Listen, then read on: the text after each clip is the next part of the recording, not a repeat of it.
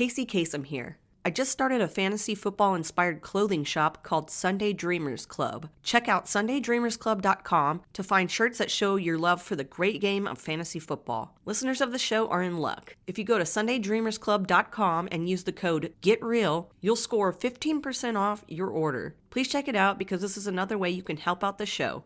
And me. As you know, I'm now trying to do this content creation thing full time, so you checking this out really helps me out. Thanks, y'all. Hey, y'all, welcome to a new episode of Get Real with Kacey Kasem. It's the podcast that goes behind the scenes of the fantasy football industry through interviews with some of your favorites in the business. On this week's episode, I chatted with JJ Wenner of IDP Plus and the Dynasty Podcast. JJ discussed being a teacher and starting a fantasy football club, the easiest way to get an advantage in your league, serving in local government, his fantasy football expo experiences, his love for writing, and a ton more. Follow JJ on Twitter at JJ Wenner. You can follow me on Twitter at the Kacey Kasem and the podcast at GetReal_pod. This podcast is a proud member of the DAP Network. Please check out sundaydreamersclub.com to help support this podcast and me by purchasing some rad fantasy football inspired t-shirts. Check out my content over with South Harmon FF and Rotoballer. And now, here's my conversation with JJ Wenner on Get Real with Kacey Kasem. Hello. JJ, hi. Thanks for joining me. It's Tuesday. It's hard for me to keep track of what day it is, but yes, it's Tuesday. And very excited to get to sit and talk with you. For people that are just joining us right now that either don't know a lot about you or don't know anything about you, can you just kind of give them a little background as to what you do in the fantasy space, and just we'll get into how you got started, but you can just kind of plug all your stuff and do all that jazz. Sure. Well, first of all, Kacey, thank you so much for having me on. Yeah, for sure. Incredibly honored to be asked to do this pod. Currently, I am working with IDP guys, soon to be IDP Plus. I've been doing a few mock draft Mondays with them, and I'm going to be relaunching the Dynasty Podcast over on their network starting next week with Joseph Harlow. We're going to be tackling some rookie conversations and then hopefully transitioning into just straight Dynasty talk. That's awesome. Yeah. So we'll get into all of that, but let's start at the beginning because I like to ask people kind of their background on sports growing up. Did you watch sports? Did you have a relationship with sports as you were growing up? You know, my mom kind of was a controlling woman. So we weren't really allowed to like sit and watch TV for long stretches. I can remember watching the Super Bowls with my dad.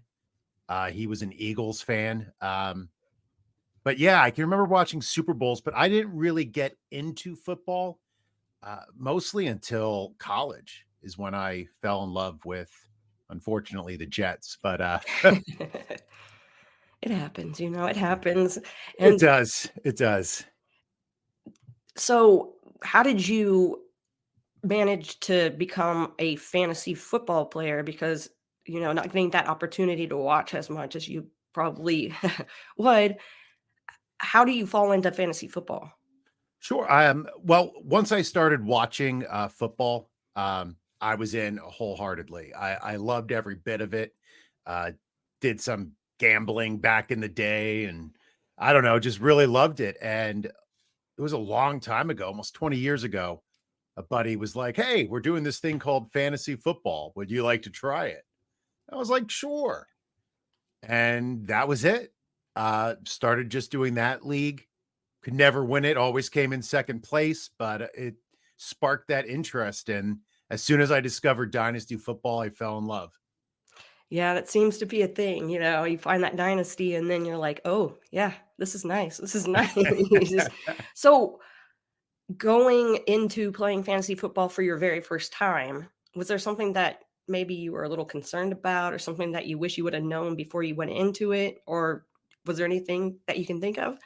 Well, I wish the internet was bigger back then. I was mostly picking up a magazine on the way to my drafts, or at least my first one. After that, I tried to I love listening to like real football talk, not necessarily fantasy talk. Most of the pods I listen to center around just regular football. It doesn't talk about the fantasy aspects. So I used to read a lot of like Dr. Z and Sports Illustrated. I used to read Peter King. And just when he would start talking about like his little training camp tidbits when he would do his tour, I would always like make notes about who he thought was like showing up in camp, like the sleepers as we call them now. But and it was great because I was able to get guys who, most of my teammates couldn't find in the magazine. So Yeah. I don't know. Fun. Well, Dynasty is a complete beast when it comes to like being different than what redraft is all about. When you found Dynasty, how did you get involved in that? And what was the whole process for you going into Dynasty? Sure. I was in a league with a friend, and he had this other league going on that he kept telling me about. All the leagues I were in were pretty low stakes. I mean, back then it was like $20, but that was the most I would spend. And his league was like $100 a year. And I was like, there isn't any way I'm spending that much money. But then I did. And I discovered that I have separation anxiety. So every year when I would get rid of my redraft team, I'd miss all of them. And in Dynasty, you can keep people forever. You shouldn't, but you can. And that sort of just sort of filled like that little hole in my heart that I had like every off season. So yeah, I loved it from that point on. It is perfect to have fantasy football all the time. All the time. It's great. It's great. So for somebody who is in redraft right now and then they decided that they want to go ahead and join a Dynasty league, what kind of advice do you have for people that are first starting out in Dynasty? Well, first of all, you got to join a Dynasty league. There's nothing worse than making like brilliant picks in a redraft league and then having to give them up. When you find somebody late in your draft and, the next year they're a first round pick, it kind of hurts your feelings. But if you're making that jump, don't get rid of your redraft mindset. I think there's a whole segment of the Dynasty population who's always rebuilding. Like I forget, I think Marcus Grant said it last year. There's a bunch of Dynasty managers who are always preparing for a season that will never come. They're always picking the young guys and saying, in 3 years, this team is going to rock. What's good year to rock this year? Yeah. You know what I mean? Like you still win money this year if you win the league. So don't throw everything out that keep some of that same redraft mentality going in and, have fun. Pick players that you love. There you go. There you go. See, I'm one of those people that is always rebuilding. I don't know what I'm doing wrong, except for I do. You just pointed out a bunch of stuff. Well, listen, I'm in a lot of rebuilds myself, but I wouldn't give that advice to other people. Though. I mean, yeah, it is kind of frustrating when you're rebuilding. At the same time, I like it. I just wish it was going somewhere, So, but that's why you're in multiple leagues. That's why you're in many leagues, so that Absolutely. you can say you won one of your 47,000 leagues. So my dad asked me the other day. He asked me if I'd ever won a league. I was like, dude, why are you asking me that? Anyway, what were you going to say? I was going to say, I thought he asked you like the terrible wife question. How many leagues are you in? Yeah. Like they're all I don't know, a couple 6, count on my hand in your hands. Yeah. Are you one of those people that knows how many leagues you're in, or do you have a ballpark estimate?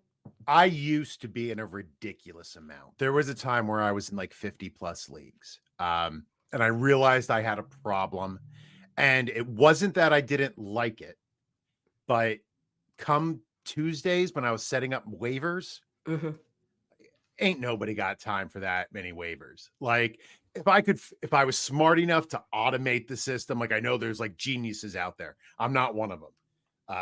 But it Yeah. just took too much time. So I think I'm in about 12 leagues right now. That's a nice number, You can think of that right off the top of your head, so that's Yeah. good. You can tell that's my lie. So that's where I'm going to stick. 12 sounds perfect. So, are you in all different kinds of leagues, or is there a particular type of league that you're only in, or how does that work for you? I'm in a bunch of different leagues. My favorite type of league is like a dynasty best ball where you draft the team, you make all the moves, but you don't set lineups. I love deep rosters. So, like, you give me a 35-man roster for like an offensive only league, and like I'm in heaven. I also love IDP. IDP, I think, is one of the easiest ways to get an edge on your opponents in a league. It doesn't take a lot of research to be good at IDP, or I should say, let me rephrase that. It doesn't take a lot of research to be better than most people at IDP. There Uh, you you can run up go. against some of the sharks out there who Sharks. just like tear you up in leagues. But yeah, I love IDP. And then I got into one of Ryan McDowell's kitchen sink leagues, which is last year was my first year. I still don't know what's going on. It's salary cap. It's all these different auctions and dollars, and I love it, but it scares the heck out of me. No, I get that. Oh man, I've been in a league like that. Thanks, John Bosch. Not that kind of league, but one that made me go, I like this, but what? Yeah, So, John Bosch does that, doesn't he? oh, Like, he does. He loves doing that, which is cool. Which is cool. yeah, his mind His is mind so is just interesting. yes, Yeah. his mind is so interesting, and for these guys to come up with these rules and tweaks and move things around, yeah, my brain could never do that. I'm like, redraft dynasty sounds good to me. I know how to do that. So But what is your favorite kind of league? man, my favorite kind of league, I probably just like a basic like 12 team super flex dynasty league. Redraft's fun when you do it in person. I like it in general, but I really like it when it's in person. So I really miss that. I miss like yeah. we used to have like 3 local leagues. And we all had our live drafts and it was fantastic. And then like, you know, everybody like 2 of the leagues died. The other league is like a father-son league that's in its like 14th or 15th year now. Um, but all of our kids have moved away. So can't really have in-person drafts. And Yeah. that's what I miss the most. And I'm hoping if I'm lucky enough to get back into Scott Fishbowl that I get to attend a live draft. Yeah. I was going to ask you about that, about Scott Fishbowl and everything, because we're talking about planning for the live events right now. We're getting all Mhm. that stuff situated. So yeah, that's going to be exciting. Scott Fishbowl is such a important part to the fantasy football community. Again, if you don't know what it is, have you been listening to this podcast? I swear.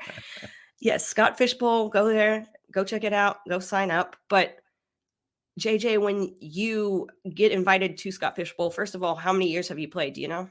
This last year was my first Awesome. year.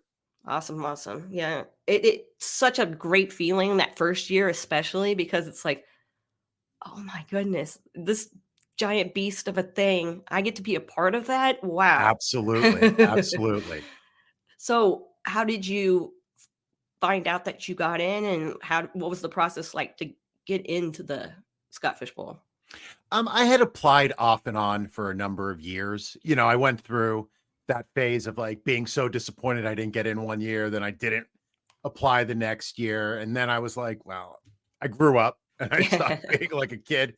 And I was like, well, I'll just keep trying. And then my buddy, it was right in the beginning last year, and my buddy Drew Davenport like vouched for me. And I was like, oh, that was really nice of him. And Yeah. like the next morning, I got the invite and I almost shit my pants. I was like, sorry, I shouldn't No, curse. you I can. You apologize. can. Hey, by all means. But I was just so over the moon excited. Yeah, Like it was fantastic. It was a great feeling.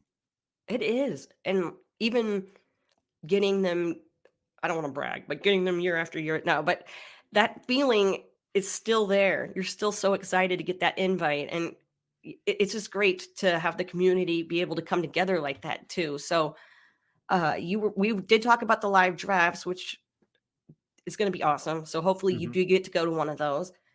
You were also at the Fantasy Football Expo. I know that you've gone there, and I know that our friend Rachel Tootsie Pop, yes, yes, That's my she, girl, Expo Bestie. yes. So, yeah, because when I was doing research, quote unquote research, what the internet tells me, yeah, her articles came up a lot when it had to do with the expo and how you were basically so approachable. You were like the one that was like, hey, who are you and what's up and how's it going?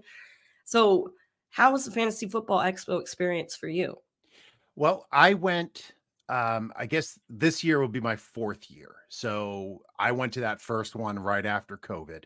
Um, and I was so scared.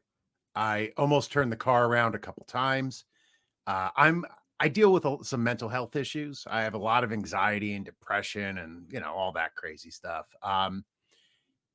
And I just didn't think I belonged. And I was so scared.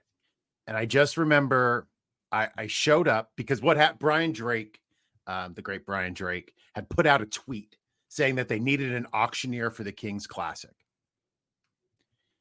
And in a moment of like hubris, I was like, I'll do it.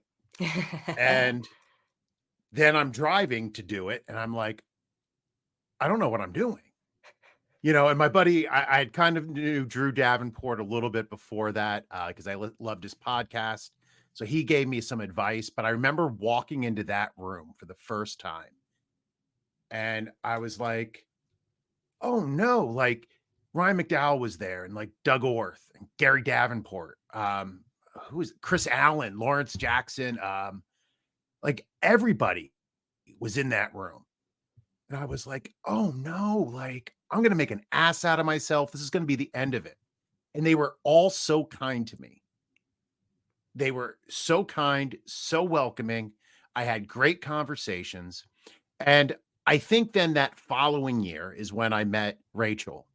And it was the first day I had just checked into the hotel. And I saw this woman walking and she looked a little lost.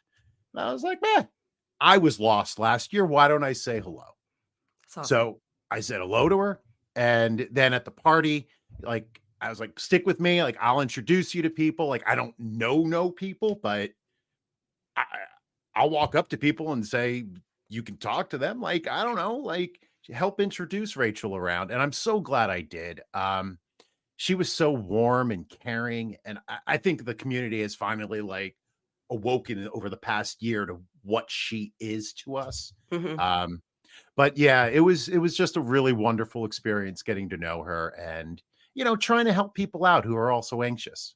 Yeah, for sure, for sure. I really wish I had somebody there the first year to tell me to like put the vodka down. You will regret that tomorrow. Just because it's Well, calming your nerves now doesn't mean I so. I haven't gotten that lesson either. uh, So okay, good, good, good. I'm not the only ugh. one. So at the expo, there's all kinds of events. And by the way, again, this sounds like another plug for the expo because it kind of is. So go check that out. But when you're there, there's all kinds of events. There's booths. There's panels going on. Did you Yep. get to experience the whole entire thing that was going on all weekend? I did. I try to catch a few panels every year. This past year, I didn't catch as many as I wanted to, but in the previous years, I caught a lot. I've done the cornhole tournament.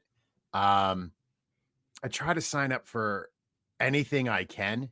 I've gone to the poker tournament. Again, I don't think I'm good enough to play in it, but I go and I support my buddy Drew, who runs it, and football guys who I love. Um, yeah, everything is so much fun. But it's all the little moments that are even more fun. Like last year, like the rainstorm, Mhm. and everybody ran because it started to thunder and lightning, and you all ended up in these little pods Yeah. of people, like at random bars. And I don't know, like all of those memories are so beautiful to me. Like, I don't know. It's Yeah, it's a great event.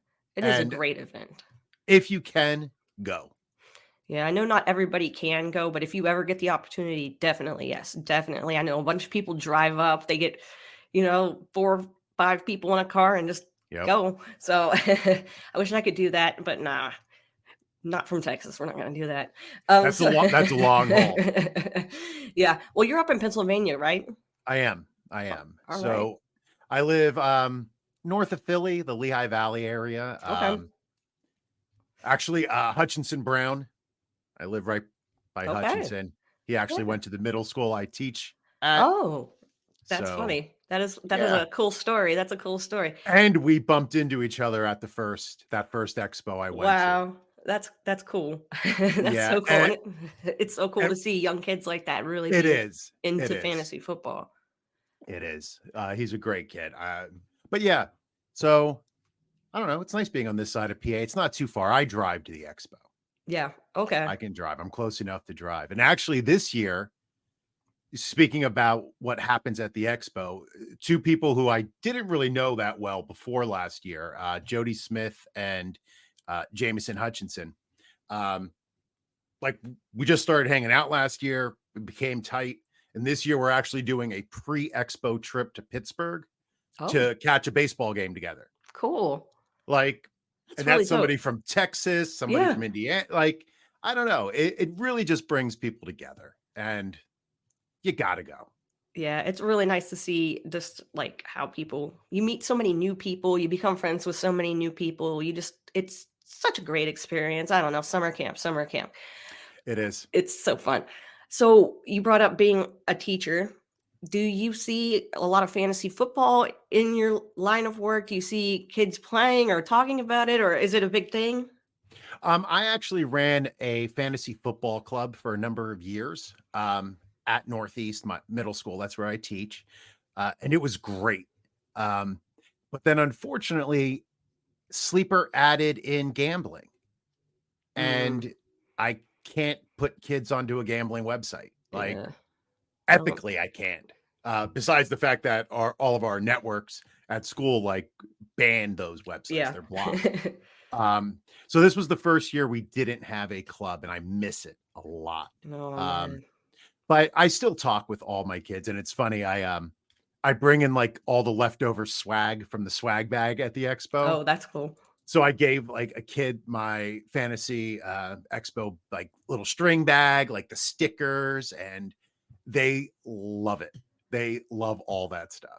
That is awesome. See, I need to find some fantasy football loving teenagers to hand out stickers to. And now that sounds creepy, so I won't say It that does. Careful. Be anymore. very Be very careful. careful. Be very careful. So, okay, so the fantasy football club, I mean, rest in peace for now, but it's sounds like such an awesome thing. And I know that fantasy football wasn't really a big thing when I was growing up. Mhm. And like to be able to have something like that would be cool. Cause I remember doing like, stocks in the newspaper and stuff back in the day. And now to be able to bring in fantasy football, that's so cool. Do you have any stories that you can tell about maybe somebody drafting somebody or somebody talking about a player that they really Oh, liked?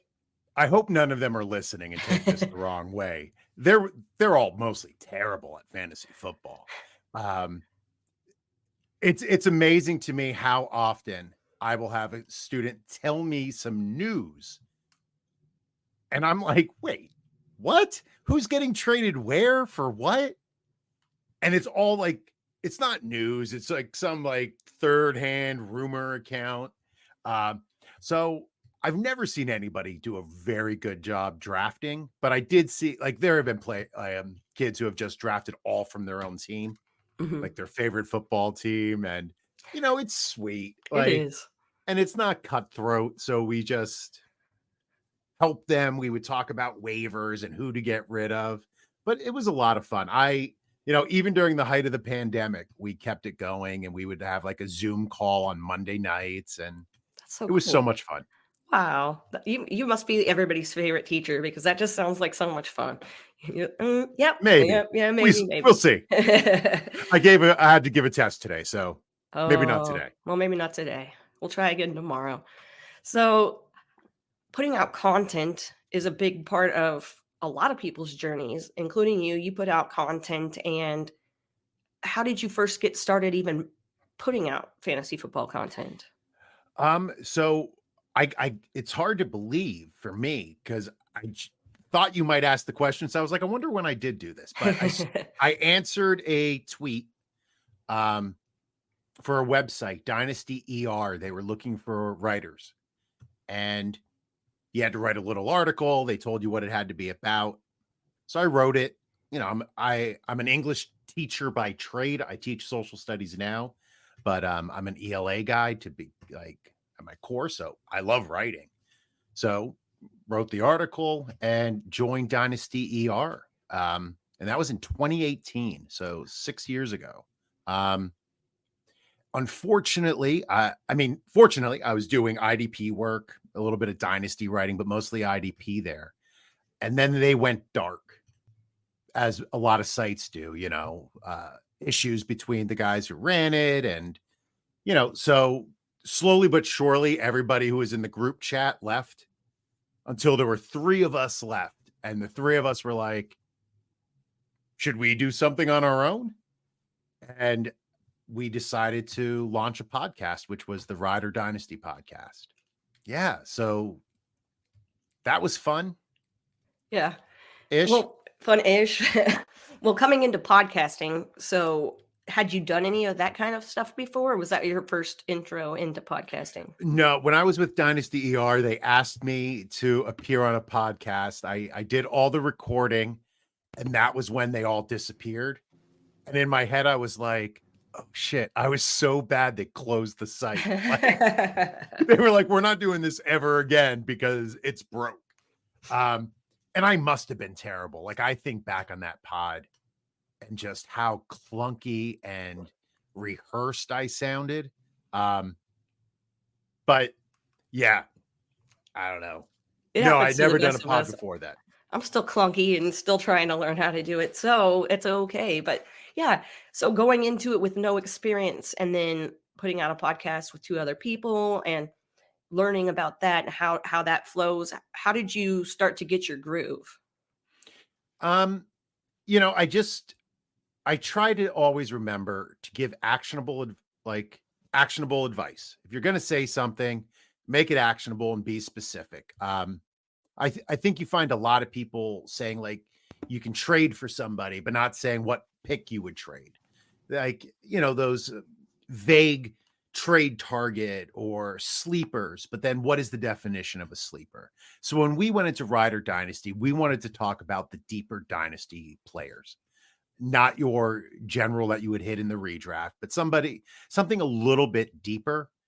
And I just tried to have fun with it, bring in like references and try to be a little bit funny. I fail most of the time, but I don't know, just have fun. Like the whole concept is to be at like a bar, like pull, like the tagline for that I finally fell in with Rider Dynasty is pull up a chair.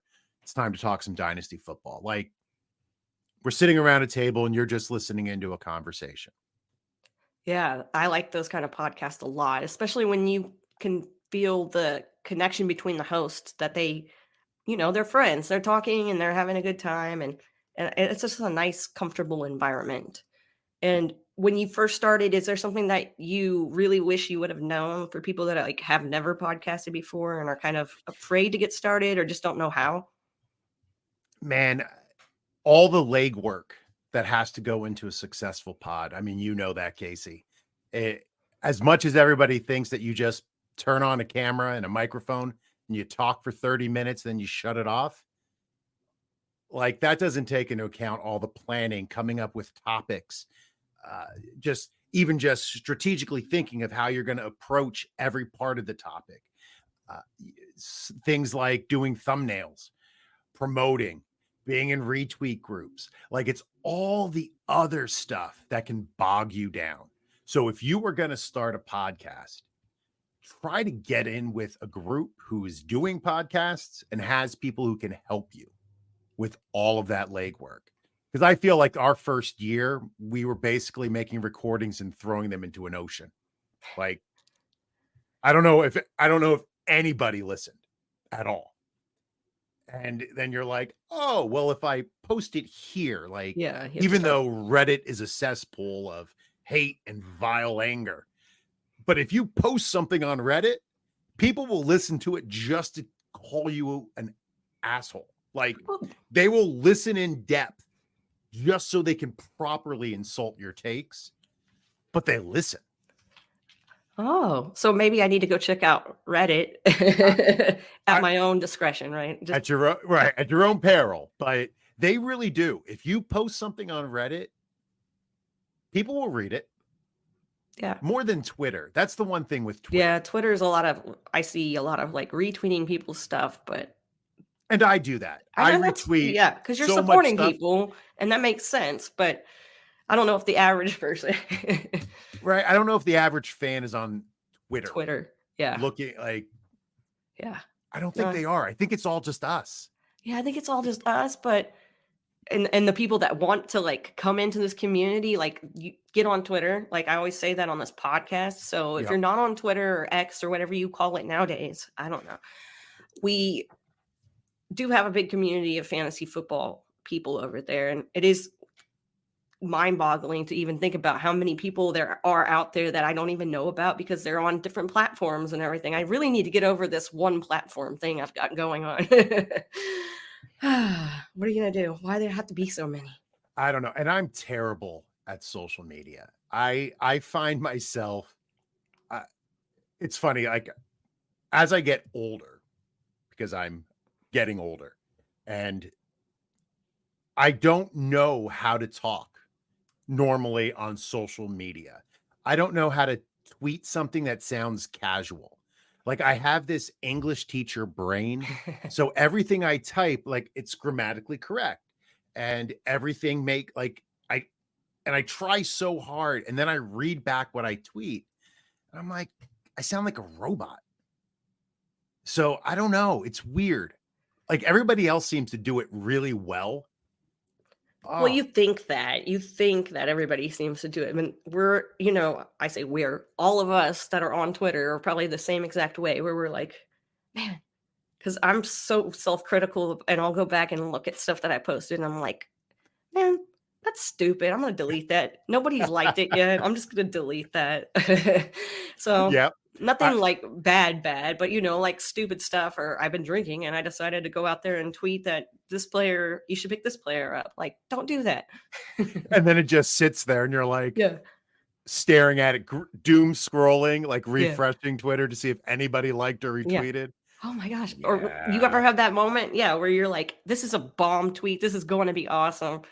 This is the one that's going viral. I know it. And then you're like, why is there like 100 views on this tweet?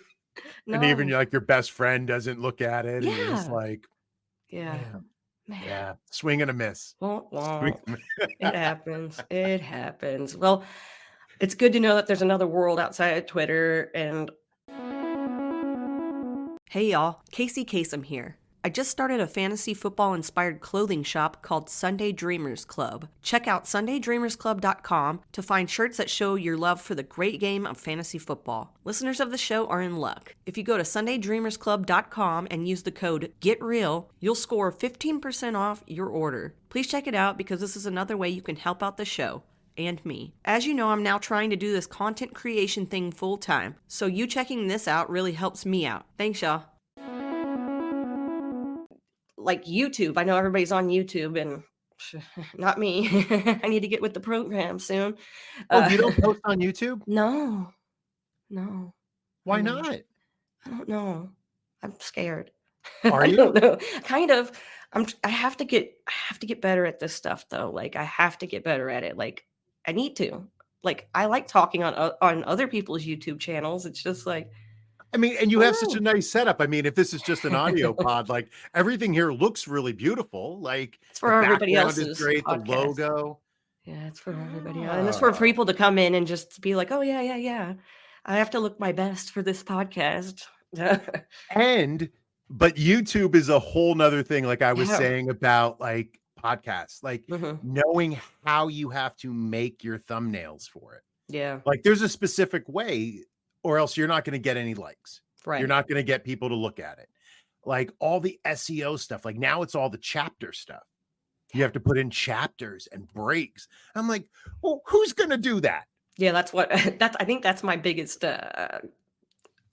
hesitancy there is, oh man, I already know, like, I already quit my job to like to do this, and now I, Man, yeah. how are you? Oh my God. My anxiety is so freaking high right now. I'm just So like, are you generally an anxious person? yes, I have generalized anxiety disorder, and my brain just doesn't want to shut off, and I get sick, and One of us. One yeah, of us. that's it. That's it. It's like, So all day I've been just like feeling just antsy, just knowing I have things to do, and just knowing yeah. like nobody's telling me like you need to do this right now. You need to do this right now. You need to do this right now. You're spending too much time doing that. Like, So was it all the support of your wife that like gave you that yeah. impetus to make that jump? Yeah, yeah, it was. It was, I had hoped for a long time that like I would be able to spend more time putting out content, working on the podcast, doing things in the fantasy space that I enjoy doing, but nothing really seemed to be like a good time. And then we were just on vacation talking about it and talking about how like it would be nice if I could work remotely and be able to do this more. And we've been saving and planning everything out and getting everything adulty. And so so I and my dad told me, he's like, when you first like the first couple of weeks, you guys are gonna just be like bickering and you're gonna just feel all the anxiety. It's gonna get better once we're hoping it gets better. Oh, Oh, yeah, I can't even imagine, like, as somebody who deals with a lot of anxiety, like, the guts it would take to walk away. oh my gosh. Yeah. Like, 13 that years is too. so Like impressive. So what did you may I ask what you did? yeah, I was a clerk at the courthouse. I did quality control where I basically just checked paperwork to make sure it was filed correctly and write down when it wasn't so that people would get in trouble. So that was a fun job. No, but it gave me time to listen to podcasts and do all that stuff. And now I'm like, man, I haven't listened to music in like a week. Hey, listen, civil service is very important. There is so much as a teacher of US government and history, like, those types of jobs are necessary to make Yeah, everything run. So, yeah, good for you, though. Good for you stepping out and really saying you're gonna make it work.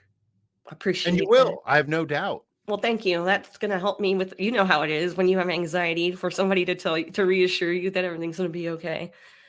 Everything's gonna be okay. This is a podcast about you, not me. So we're Oh, going to go sorry, back. sorry, No, I'm just sorry. kidding. I'm just kidding. I just always say that when I think that I'm just babbling, I'm Oh, babbling. you're So, not babbling at all. This is so interesting. You are so interesting. Mm, well, so are you. It's funny that I've been talking to people lately who are like, you and we have a lot of the same stuff and the anxiety thing and everything. There's so many of us that have anxiety. I think that's why social media is a gift and a curse, but it's Yep. a gift in I can just type something and I don't have to like have a conversation with a bunch of people at one time.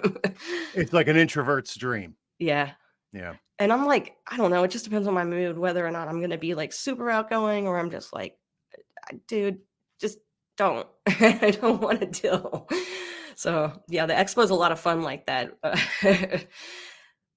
But It is. but I mean, I'm saying that, but like I really did have a blast. We're going back to that, but with anxiety and everything, it is kind of hard to get over your fears of putting out a podcast. Putting out a podcast is a lot, and it brings the anxiety on sometimes. Sometimes you're just like having a day and you just don't want to. You're just but how do you keep yourself grounded?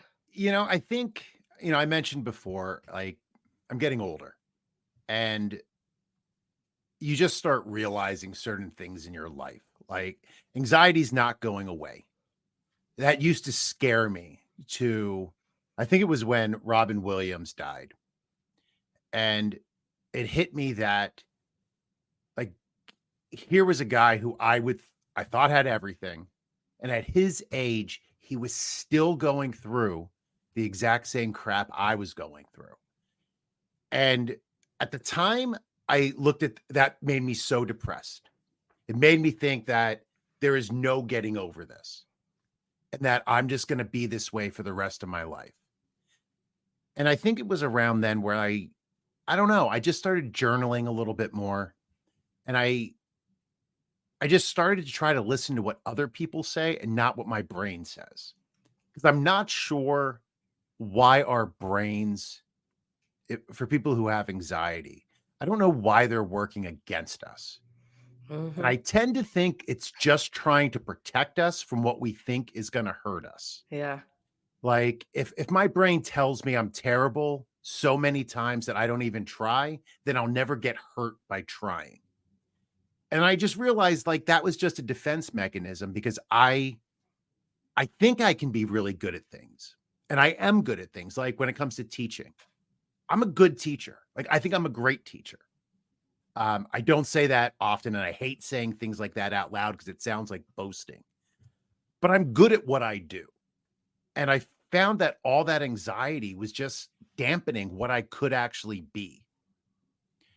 And so that's sort of why, if we bring it full circle, why I came back into podcasting. With Rider Dynasty, I had launched a website. We had launched a website. I don't want to say there was a group of us, and brought on writers and was managing that. And it wasn't until like all my mental issues and everything crashed down upon me. And I was about to move Rider Dynasty over to IDP Guys like 2 years ago, and I crashed. I had imposter syndrome. I thought, why would anybody listen to me? Like I'm nothing. This is all ridiculous.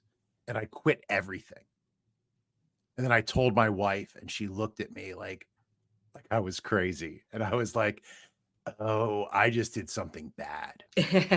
And I realized like I had killed the thing I loved. And I sort of wallowed in that. And it was only because of Ricky Rodriguez and Nate Cheat over at IDP Guys kept pushing me hey, when are you going to come? When are you going to do something? Hey, you're welcome back anytime. My friend Gary Van Dyke, the curmudgeon of IDP, has always been a huge supporter of me and is like, no matter how many times I say no, he'll still ask me if I want to co-host his next pod. He'll always ask if I want to be on his next pod. And he never stopped. And I think when I finally, Ricky had reached out and was like, hey, we just need you to do a little bit on mock drafts. Like you're going to show up. It's going to be on the weekend. It won't interfere with any of your schoolwork. And then it was like, oh, this is what I missed, which of course I think was their plan. But Sneaky. Yeah, they're smart. They're really good guys over there. I like them a lot. Oh my gosh, yeah. They're great. And that's the second week in a row that Gary's name's been brought up on this podcast. So that's pretty awesome. Oh, that's awesome. Gary's a great dude. Gary has a hot temper but he is like a pit bull that loves you. And like there has been many times where I've started an argument and before I can even say anything, like Gary's in front of me being like, what's up? Like, let's go. Like, I'm ready to fight. And I'm like, oh, okay, slow down, buddy. Like, I got you. But man, having somebody like Gary in my corner, like, it's just meant the world to me. And I love the fact that he's older than me and loves phone calls because, like, nobody talks on the phone anymore. No. And whenever my phone rings, I'm either like, it's either my mom trying to get me to talk to her or it's my buddy Gary. And I'll always look down and it's Gary and I'm like, come on, let's have a phone call. Okay. That's hilarious. Yeah. Plus with the anxiety thing, the phone, we're not going to do that. Oh, I know, but he doesn't care. He wants to talk on the phone. Oh, well, that personal connection, that's nice. That's nice. So has anybody ever told you that your voice is really nice for podcasting and that's not like one of those where you got a face for radio, but no, like when you talk, it's very clear and very, I don't know, soothing. I don't know how to describe it. Yeah. Chris Robin once said to me at an expo, we were in a crowd and he was like, you're the only person who talks in person like they sound on a pod. So yes, I have heard that. It's like my teaching voice. So this is how I talk all day, but a lot louder. Yeah.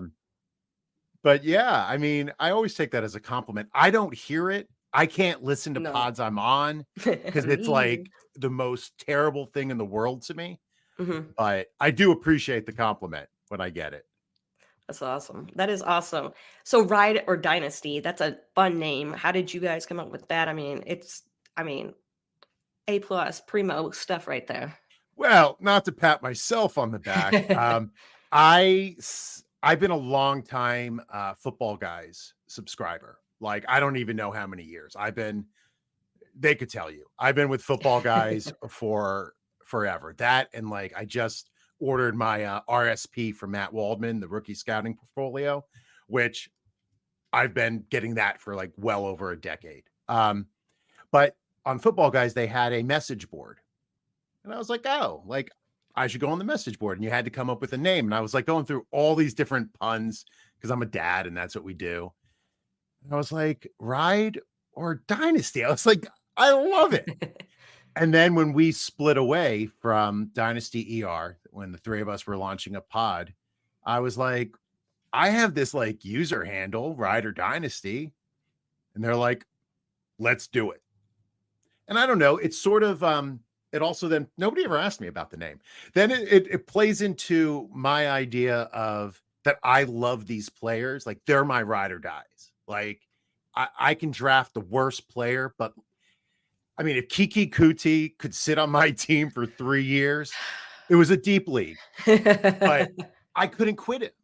Yeah, I know. So like they're my ride or dies. So I don't know. No, It's sort of like my philosophy and my that's rad. I like it. Kiki Kuti. Oh man, I that's a name I haven't heard in a while. There's so many that when somebody brings their name up, you're like, oh yeah, he did sit on my, on my dynasty team for way too long. yeah. Should have Yeah, traded him when I had the chance.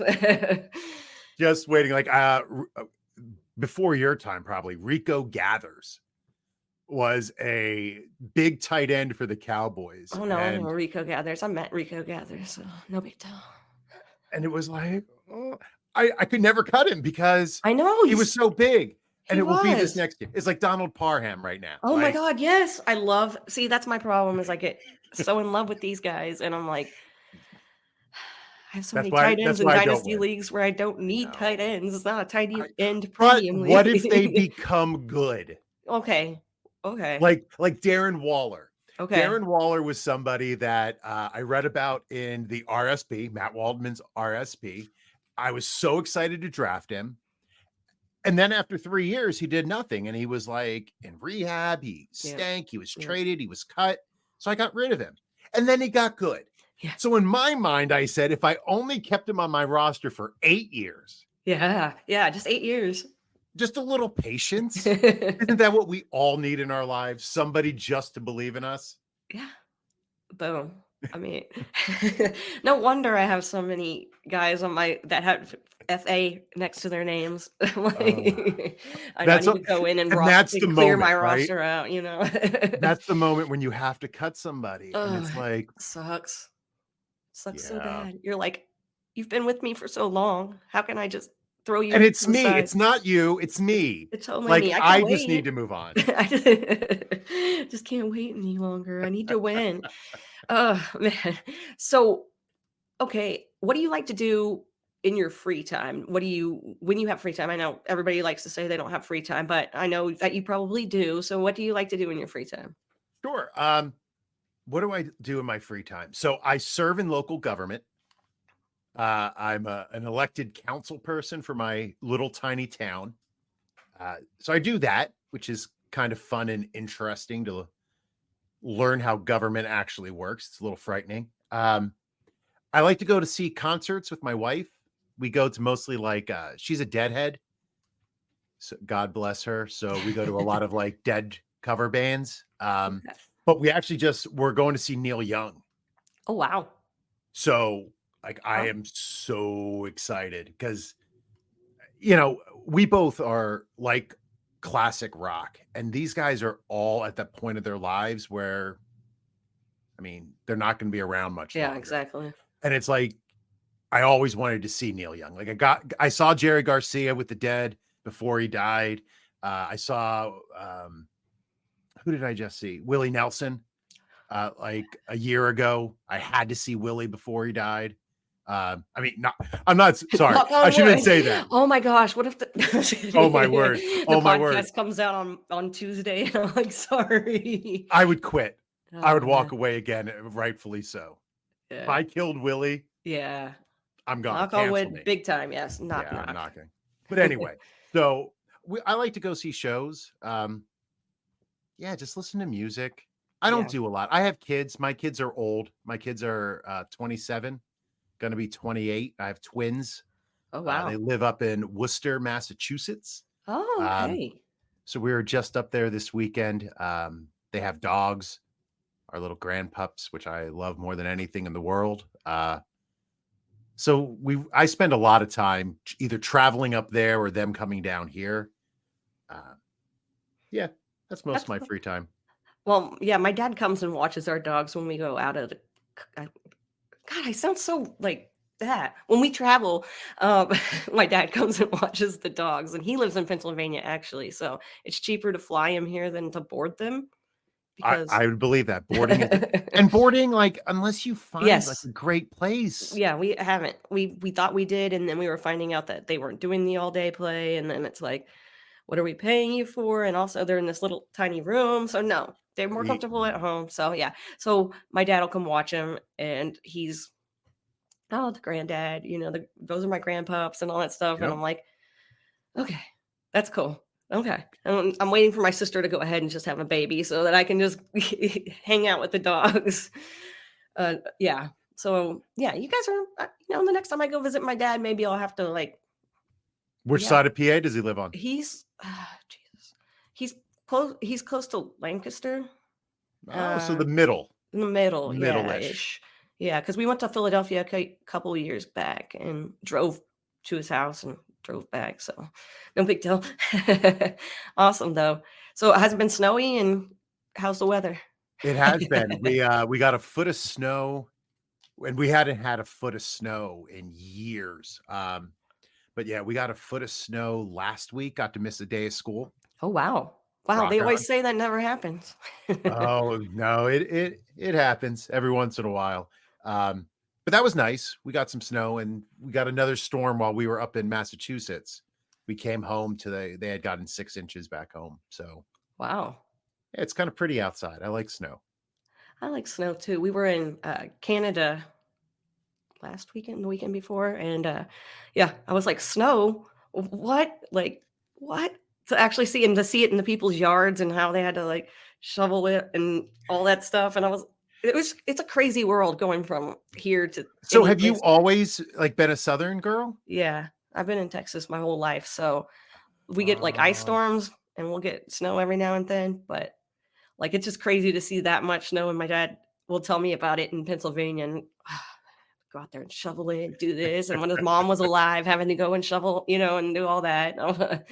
I don't oh yeah, but, like, the heat here and the mowing the yards, that's not great either, so I know. yeah, I couldn't live in because you guys get tornadoes and like Yeah, thunderstorms. yeah, we do, when the sirens go off now, it's kinda just like, "Whatever." No, it's not that bad, like, I've never actually seen a tornado or had one come around here, but there have been plenty that are in the area, so it's just yeah, we I'd be get that. so scared. Like we don't. I mean, every once in a while we hear of one in PA, but Yeah. we don't really get tornadoes or any natural disasters, which is kind of nice.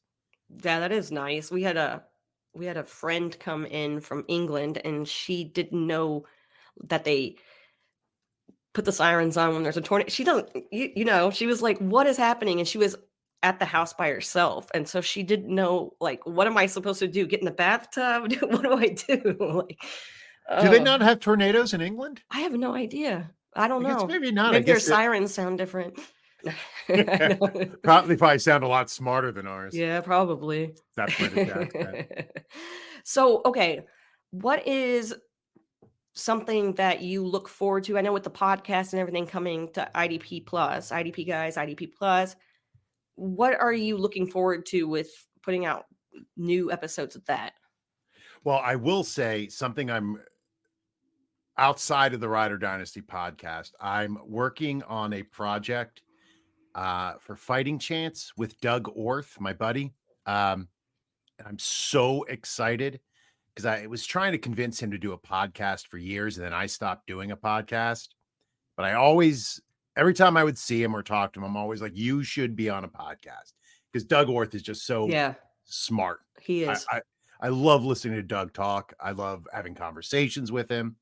So we're actually going to talk tomorrow night and start planning what we're going to do. And we're not sure if it's going to be like a series, sort of like what Drew Davenport does with the auction brief, or if it's just going to be like just a podcast that goes on. But I'm really excited to work with Doug.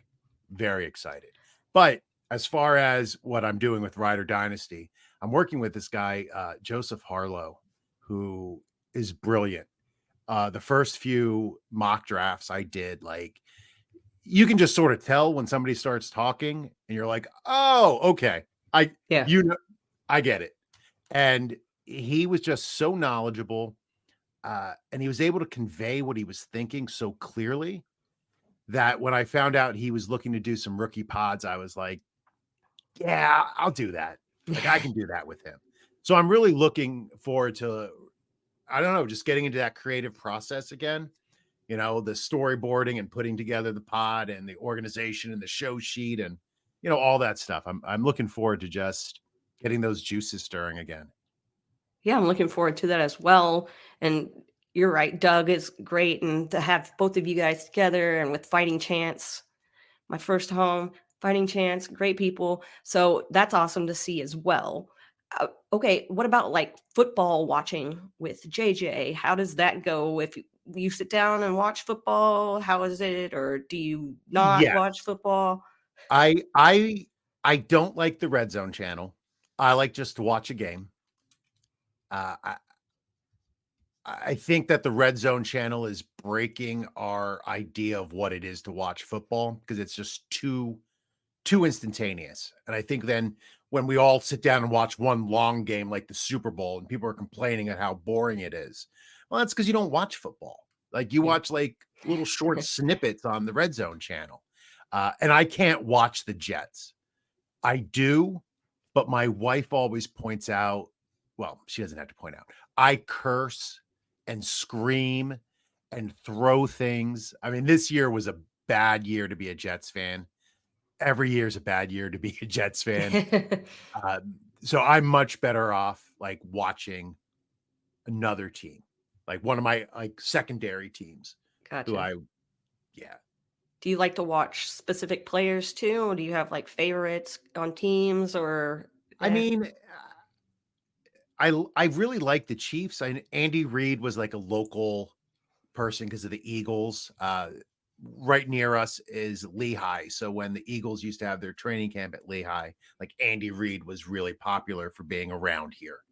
So when he went over there, I was very excited to see him land in Kansas City. I love Patrick Mahomes. I just think he's a great story. And I think people always think that Patrick Mahomes like grew up a certain way because his dad was a baseball player, but he didn't really. Like, he didn't grow up in affluence. He struggled a lot. And I don't know.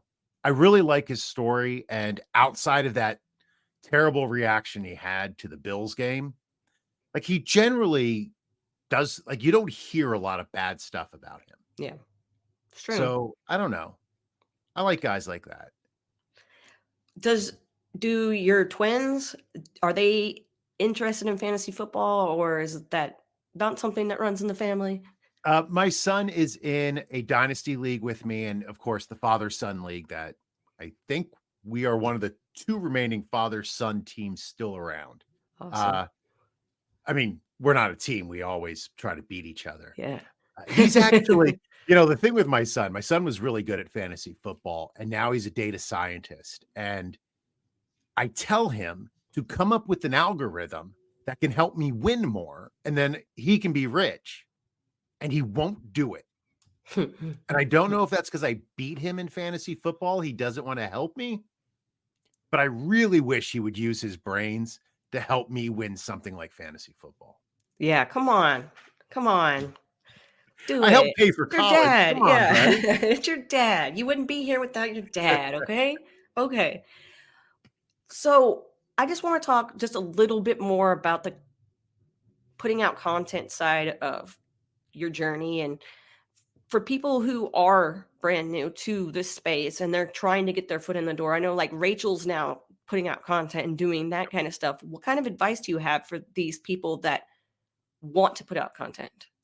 I would say the best piece of advice is not to overcommit. I Yeah. find that people will start writing an article for one place. They'll do a good job, and then like 4 other people will ask them, and all of a sudden they're trying to write different articles for different sites. And that can be draining. Yeah. It drains like somebody like Gary Davenport. I love Gary. Gary writes so many articles every week. I don't know how he can possibly still be original. Like that takes such Yeah, dedication, and people just start, write a weekly article, set a schedule. This is when I'm going to do my research. This is when I'm going to write. This is when I'm going to edit. And this is when I'm going to submit, and get into that rhythm.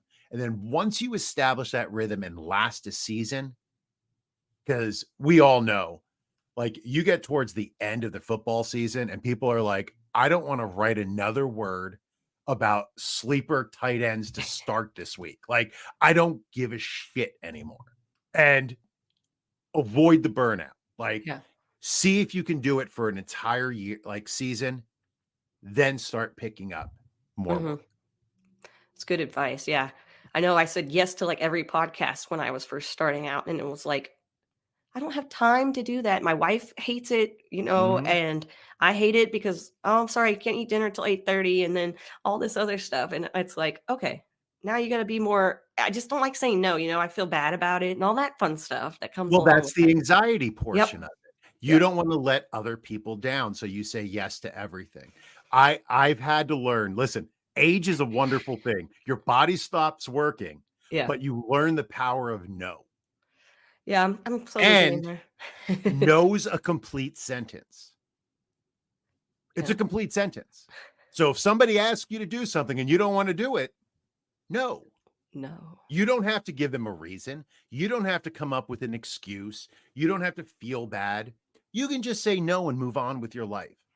And nobody's hurt. But God, does it feel like you're hurting somebody when you say no to an opportunity? Yeah. And it makes me think also like, oh, because then you start going and like catastrophizing things like, Mm-hmm. hey, if I said no, they're never going to ask me to come back on. And then nobody's going to want me to come back on. If I don't do these podcasts, nobody's going to see my stuff. No, like calm down, look at Yep. it from a different angle. You don't have to be on everything. And there's plenty of time to be on somebody's podcast. You don't have to be on it right now if you don't want to. I got to tell myself that. I think I do this podcast just that because I don't go to therapy every week. So I need somebody to kind of talk to. Oh, man. This whole entire, it's been so great getting to just talk with you and get to know you. And like, I really need to like really have a chat with you at the expo and just kind of, Let's do it. it's just so hard to like, oh my God, it's like a million people and you turn around and you'll be like, I'll be right there. And then you forget. And then okay, JJ. So is there anything you want the listeners to know, like what you got coming up, where they can find you and all of that fun stuff? Make sure you're following IDP guys on Twitter, X. Make sure you're subscribed to their YouTube channel. You can watch the Mock Draft Mondays. The Rider Dynasty Podcast, like I said, is going to be launching a week from this. It'll be launching on the 29th of February. And keep your eyes open. You can follow me at JJ Wenner for whatever I'm going to be doing with my buddy Doug. And see my grammatically correct but horribly boring tweets. No. I mean, they're going to be grammatically correct. They won't be boring. Come on now. So, okay, thank you again for coming on. And I'm so excited to see what you and Dave, I just call him Dave. Doug, That's my dad's name. I should know these things. Okay. You and Doug. Who's Dave? We don't know. I guess we'll find out. Anyway. Maybe Dave's going to come on the pod. Maybe. Hey. All right. Anyway, sorry, I'm going a little crazy here. So, JJ, thank you again for joining the show. And everyone out there, thank you for listening. And make sure you come back next week for another episode of Get Real with Kacey Kasem. And remember to stay rad.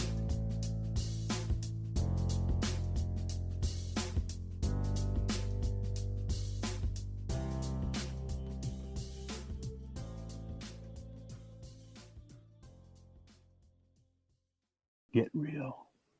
Time to get real, everybody.